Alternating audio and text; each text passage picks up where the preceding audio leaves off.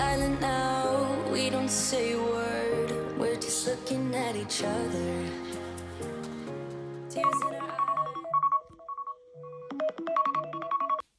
Guten Morgen. Wir haben uns jetzt ein bisschen ausgeschlafen und es ging ja gar nicht so lang gestern, aber war ganz gut, glaube ich, weil ja mit Äthiopien wartet jetzt auch noch eine lange Reise vor uns und wir fliegen ja heute oder morgen früh um 2:20 Uhr nachts von Bangalore nach Addis Abeba beziehungsweise Wasser weiter dann.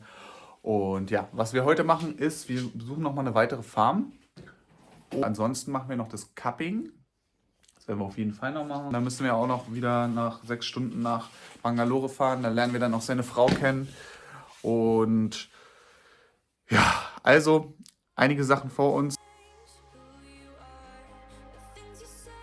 So, los geht's mit Wanderstock. Opana, are you ready?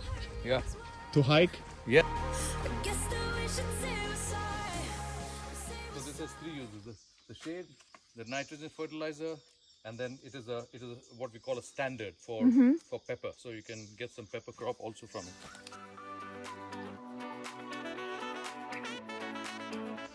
Das da ist orange. Orange, right? Orange. Orange. So, how many orange juice do you have on this here estate? on this property we have about maybe 2,000 to 2,500 orange trees everywhere. And how many plants, approximately coffee plants, do you have in total? So here, if you can multiply 750 into 50 acres, is Robusta in this estate, and 10 acres into 1,500 more or less is the Arabica plants.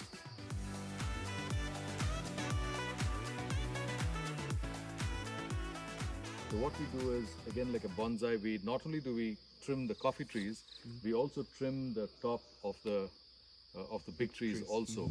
And like maybe because these trees grow, this is rainforest, it's all very beautiful, conducive.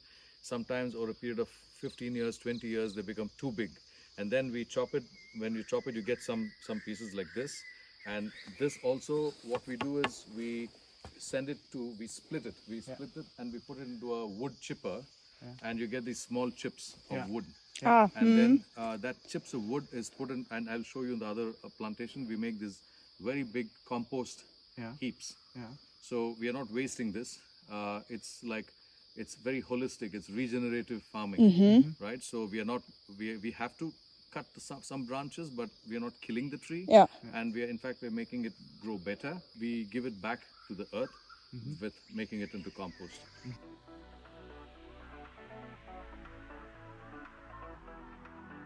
Okay, let's go.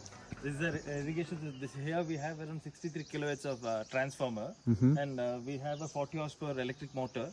So this is the main irrigation system for the major part of the estate, almost 100% of the estate. So here we have, this is the control room we have here. So this has got a latest technology from L&T with the IoT. So the operator can operate directly from any part of the field. So with the mobile phone he can operate with the one call, and he can off the motor and start the motor, and he'll get to know is there any problem with the motor. So dry run preventer is there. Okay. So all sorts of latest technology is installed here. Nice. Also, damit können die halt einfach übers Handy steuern, ob die Pumpen an sind und müssen nicht hierher fahren und Pumpe an und ausmachen, sondern können es vom Handy steuern. Also ist echt ganz cool. Und hier sieht man der Fluss und da holen sie das Wasser her.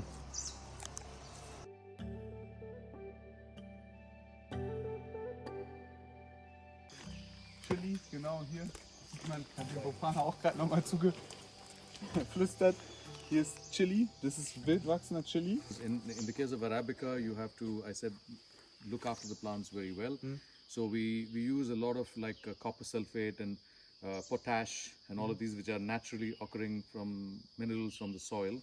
So we use those, and we try to use not the synthetic fertilizers. These are more like natural fertilizers, and of course we use the compost from the bark and all that. But at the same time, we also need to use copper sulfate. That's again, it's a copper, it's a material.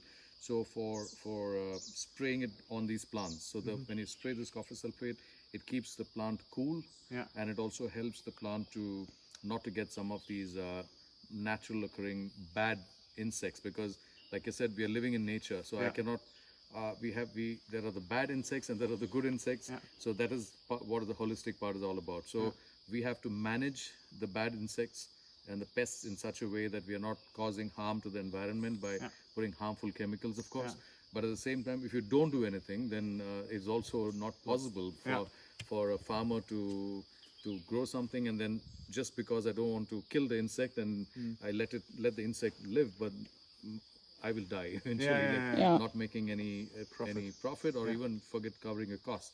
So we need the water. So that's why we keep this water here, and we do it in a sort of a valley so that all the rainwater is naturally flowing to this place, and then it collects by itself. And does your workers go through the fields, or how does it work? We have two types of sprinkling. One is you can have it in a backpack with a liquid inside that, and then a spray gun, and then you do it. And then you also have sometimes this with a small motor, and there are many pipes going from that, and you start the motor, and it's very difficult to automate these type of activities with a drone, for example. Some of these sprays have to be given to the underside of the plant. So when they hold the spray gun like this, so they come and they spray this way. So it's not only spraying from here, so you have to get to the underside of the plant also.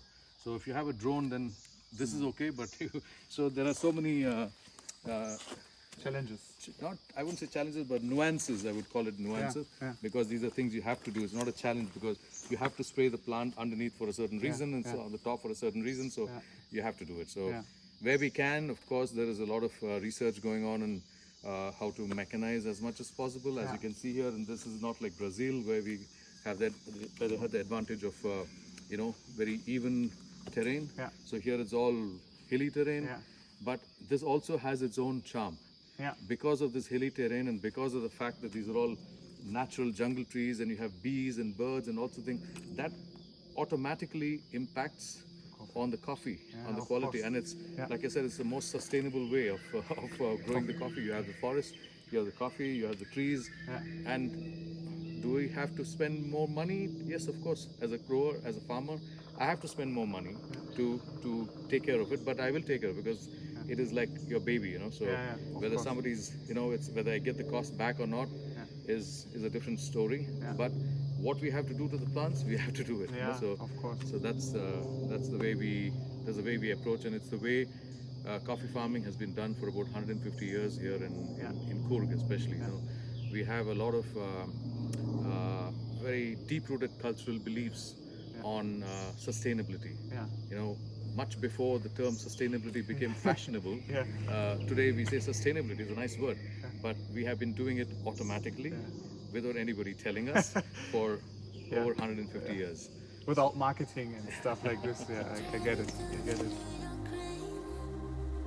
Roll down my window and let the rain in. You call. Das ist lustig. Hier, wo wir jetzt gerade sind, hat vor 40 Jahren einfach ein Tiger gelebt. Ja. Without any motor, I can drop the coffee from one process to the other process to the other process, and then when it comes here, then all this will be the drying yard. We will make it like what you saw there, with the tiles and with the cement, and then to do all that. So. Also wir sind hier eben nicht hochgekommen. Jetzt müssen wir versuchen. Komm.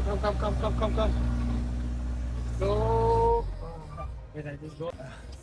Die stecken quasi fest. Ich glaube, besser mit mehr Schwung. So, jetzt macht das mit Speed. Let's go. Jetzt haben die so einen Rennfahrer eigentlich, ne? Formel 1 Fahrer.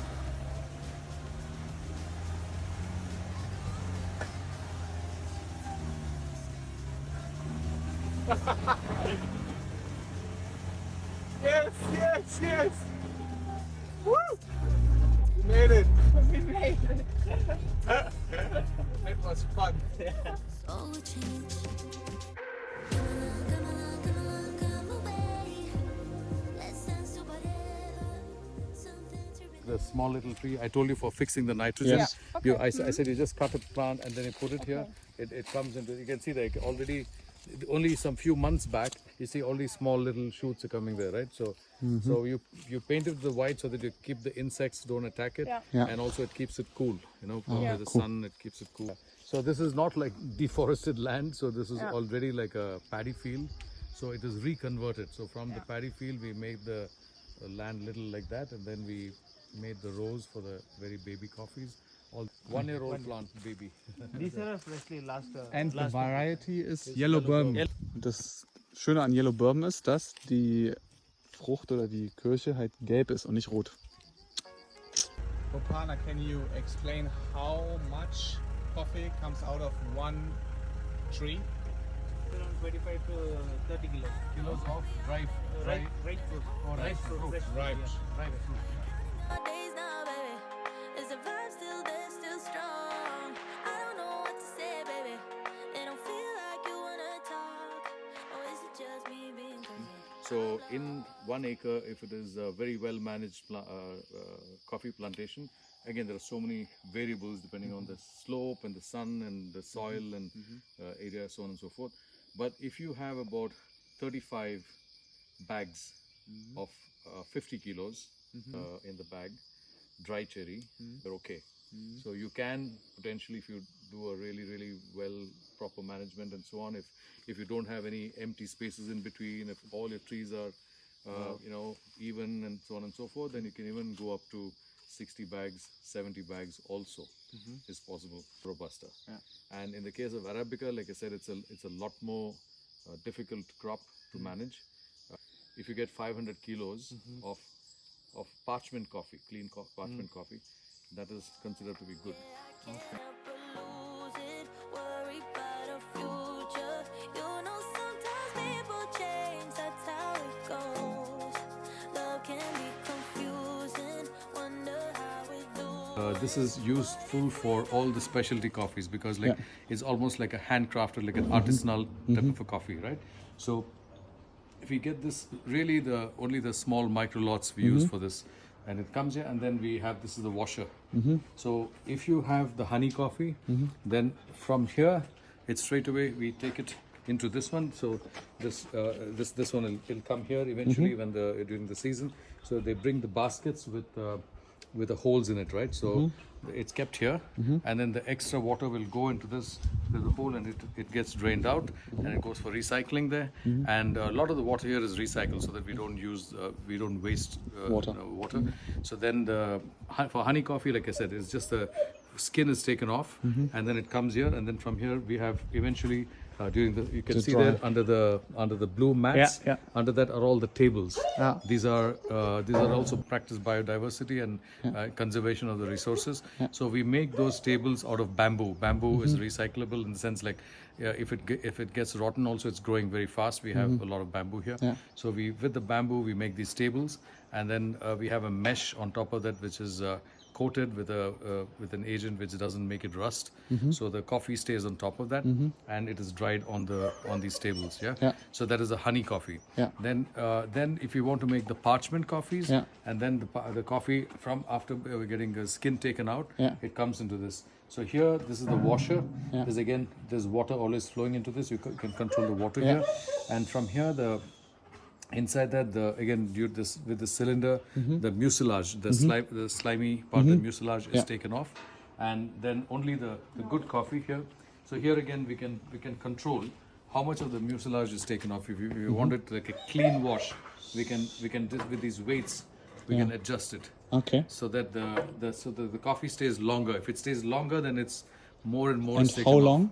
How long does it stay? No, it's a continuous process. It's just like what I mean is that if you put more pressure, then it more stronger, so it takes away. So then eventually the slimy, the part of it, it goes here. There's a tractor which comes with a trailer here. The skin falls onto that, and whenever it is full, they take it away. The skin, the coffee skin, the cascara. And totally our whole production is about roughly, like I said, between 3 to 4 containers in a year. So each container is about 320 bags. Was machen wir jetzt? Cupping. So, Cupping is prepared. Jetzt müssen wir aufgießen. The Arabica first. This is a special process coffee with a special fermentation on the farm. And then we have done honey with one part of it, and one is natural sun-dried. Yeah, so we're going to taste both of them. I can feel it everywhere. Every color seems to blue. Eine kurze Erklärung. Das sind hier quasi so Klassifizierungscharts, womit quasi die Größe der Bohne erkannt wird und je größer, desto besser. Let's go! Cheers. Hat so einen karamelligen Geruch, oder? Bisschen wie. So karamellig, aber so dunkles Karamell. Weil es ja jetzt nicht so ganz leicht ist, sondern halt schon mit so einer dunklen. So, jetzt geht's los. Wir haben wirklich jetzt nochmal, wir haben noch ein Cupping eben gemacht. Wir haben jetzt echt ein bisschen Stress gehabt, weil wir echt so viel gemacht haben. Jetzt haben wir auch nochmal so ein kleines Vorstellungsvideo gemacht von Bopana und seiner Farm. Jabuka heißt die Farm. Und ja, jetzt geht's zum Flughafen. 6 Stunden müssen wir fahren ungefähr. Und dann lernen wir nochmal seine Frau Mona kennen. Und genau, also wir fahren jetzt, wie spät ist es jetzt? 14:30 Uhr.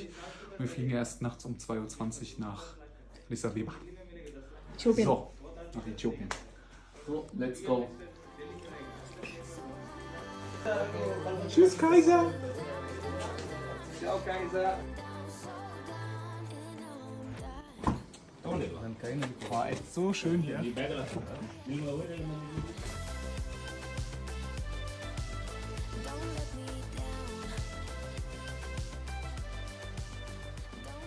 Zwischenstopp, jetzt gibt es gleich wieder Essen. Und es ist immer so geil, wie Bopana einfach bestellt. Das ist der Hammer irgendwie. Er hat so eine geile, ich weiß nicht, so Art, das zu machen. Are you really hungry or somewhat hungry? Okay. ಮತ್ತೆ ರವೆ ಇಡ್ಲಿ ಉಂಟು Hast du jetzt sehr oder wenig gesagt? ಎಷ್ಟು ಒಂದು plate ಒಂದು 3 ರವೆ idli. Und keine Ahnung, ist einfach geil. Und ja, mal sehen, wie lange es jetzt dauert. Ich hoffe, es dauert nicht so schnell. Aber es macht einfach mega Spaß, wie Bopana uns das einfach alles zeigt, die Kultur und so weiter. Ja, ich zeige euch gleich jetzt, was wir bekommen. Wir haben jetzt hier einen herzhaften Cookie. Und what is this? That's lentils. ja. Lentils and lentils like a flour, and then you make it like a ball, and then you deep fry it, Ja, okay. and then you put some spice into that. And this is like a chutney. You know, chutney is it's like coconut and all that. And this is sambar. That is sambar. It's like a soup. This one. Yeah. It's like with lentils and a lot of spices and soup. And and this one is like it's inside. If you take a spoon and you let me do it for you. I wanted to show it to you. You can see here there is like a dumpling. Made from Indian Dumpling. made from lentils and fried and put into this.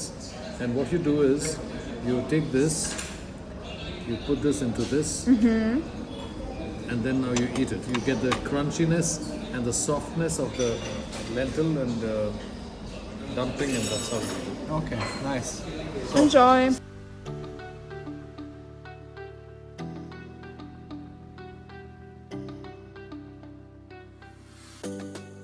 Wir sind jetzt am Flughafen angekommen, beziehungsweise wir haben ungefähr 6,5 Stunden, 7 Stunden mit Pause gebraucht von der Farm, und dann hat uns Bopana noch seine Frau vorgestellt, Mona.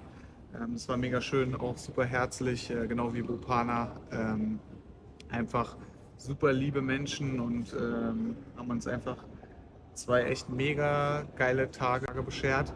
Und es hat unsere Erwartungen mega übertroffen. Also Bopana hat da echt alles, hat sich so ins Zeug gelegt. Das war echt der absolute Wahnsinn. Und einfach das alles zu sehen ist so unglaublich, welche Herausforderungen die haben, was für ein Aufwand einfach dahinter steckt. Und wir trinken dann halt einfach die Tasse Kaffee. Ist der Wahnsinn. Und jetzt ist es 1:20 Uhr, unser Flug geht in einer Stunde. Ich bin mega müde, ehrlich gesagt. Ich brauche dringend Schlaf und ich hoffe, dass ich im Flieger jetzt ein bisschen schlafen kann, aber wir werden jetzt von hier aus nach Addis Abeba fliegen und danach weiter nach Awassa. Das ist ungefähr so 8 Stunden, die wir dafür brauchen und dann müssen wir von da aus, von Awassa nochmal, ich glaube 4 bis 5 Stunden mit dem Auto zur Farm fahren. Also es wird jetzt echt ein tougher Trip. Ja, aber wir werden es schaffen. Looking for loyalty, all I need from you. I'm thinking you be the one for me. I can see it on you. Your love that do me every time. With you by my side, we go.